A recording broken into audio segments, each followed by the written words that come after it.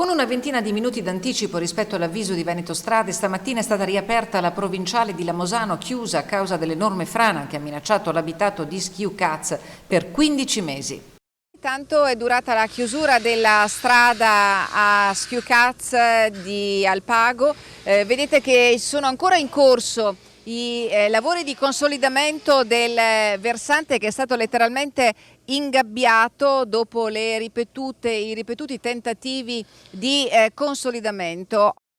I lavori commissionati da Veneto Strade non sono stati ancora conclusi e probabilmente si protrarranno, tempo permettendo, fino a tutto settembre per consentire ai disgaggiatori di forare il terreno, posare le piastre, tirare i cavi d'acciaio per completare l'enorme rete che ha imbrigliato la colata. L'apertura della strada è però una gioia vissuta a metà dai residenti, costretti più e più volte a lasciare le proprie case per ragioni di sicurezza. Spero che adesso si sistemino le cose. Non so di là se è ancora da sistemare.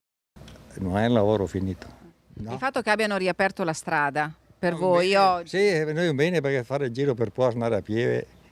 I residenti guardano con angoscia quell'ultimo sperone di terra e roccia a ridosso della curva e che incombe sul civico 18 di Via dei Molini. Lì vive una famiglia di 6 persone costrette ad abitare lontano da casa per 2 anni. Lo sfogo lontano dall'occhio della telecamera.